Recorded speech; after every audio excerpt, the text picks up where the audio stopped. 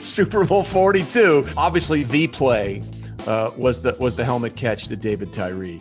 Eli, I've told the story a million times. We had Mark Schlereth on with us. You know, he was my play-by-play man because I was doing post-game for that Super Bowl. And he described the David Tyree helmet catch like this. Eli scrambling around. He throws it, first down.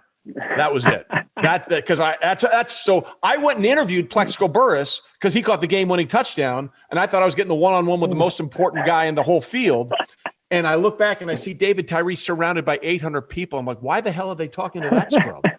What's going on? So my best friend totally screwed me, which we had in a previous episode.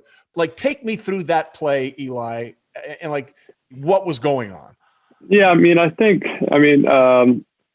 David Tyree is such an interesting story. That week, Plaxico did not practice all week. And he tried to practice on Friday, kind of your last practice of the week before the Super Bowl. He ran one route. He looked terrible. And, he said, I can't practice. So, I mean, we're thinking, we're not going to have our number one receiver for the Super Bowl. So David Tyree is going to fill in his spot. And on that Friday practice, he had the worst practice in the history of all sports, any practice. I mean, he could not catch a cold. He dropped, I've gone back and watched it. I threw him 8 passes. He dropped 7 passes on that Friday in practice. And so you're going into the biggest game of your life. You think your starting receiver is out and your guy who's going to take his place can't catch the football. So, it's not an ideal situation. But obviously we get to the game. Plaxico is playing. David Tyree, catches a touchdown on the series before. And so we get to that play. It's 3rd and 5. We actually have a good play call. It's going to work. They're playing kind of a quarter safety. We have a corner, and David Tyree has the post route. I was probably, if I could have, I would have thrown it to him on time and kind of hit my 5th step and thrown this post to him. But all of a sudden there's a little rush and, kind of getting held up. People got my jersey. I'm just thinking, hey, protect the ball here.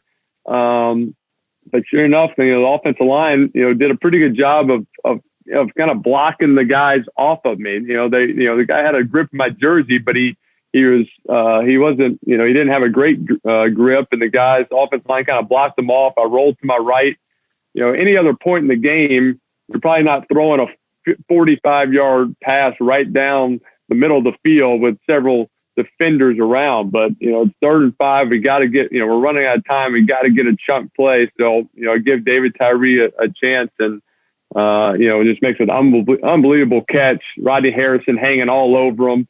And just, after we want to go spike it. We're saying, hey, we got to go spike this. I didn't know if the ball hit the ground. And I remember we eventually had to call a timeout because it was going to take too much time. But I asked David Tyree, I said, David, did you catch it? And he said, yeah, I caught it. I'm like, don't lie to me. I've been fooled before by you receivers. I mean, a number of times, it's kind of similar situation, not as crazy a catch. I'd ask Plaxico, a play's getting reviewed. Hey, did you catch it? He's like, yeah, I caught it. And I see the replay and it bounced like 4 times before it got to him. And I said, it doesn't do any good to lie to me. It's not going to change the replay. But I'm like, David, I mean, you're a Christian man. Did you catch it? He goes, I promise you I caught it. And sure enough, he did. And people, assume and kind of forget that. I mean, we were just on the 25-yard line. We had to score a touchdown. We still had to, make a few more plays. We had a 3rd down conversion to Steve Smith down the middle. And then finally we were the Patriots, they were kind of playing a zone. Eventually they come out blitz 0. They finally came blitz 0. And Plaxico had had a fade route, but he ran it like a little slant and go, and the defender jumped it. And you got 6'5" on 5'9". You take that matchup all day, and, ran a great route and got the touchdown for the win. So I asked this for everybody I have on the show. When the clock struck 0 and you realized, holy shit, we did it, what was the first thing that went through your mind? Yeah, it's a weird feeling when that happens. You really don't know what to expect, and it's everybody kind of does the same thing. You run around with no real objective or plan. You just kind of run wildly, and eventually you just make eye contact with one of your teammates, and then y'all hug, and that's what you do. I don't know. I mean, everybody kind of does the same thing. You don't really have a game plan, but mine was Jeff Eagles, the punter.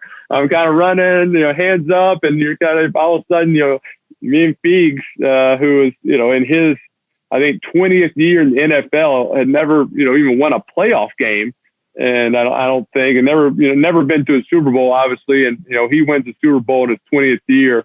So we connected, and just, you hug him, and then you kind of do it again. You kind of walk around and just see and then at that point, it's just chaos. It's just, the media and the fans and the confetti flying all over the place. Then it's just survival. How do I kind of get out of here, and where am I going? What am I doing? Yeah, we're jerks about that. We apologize.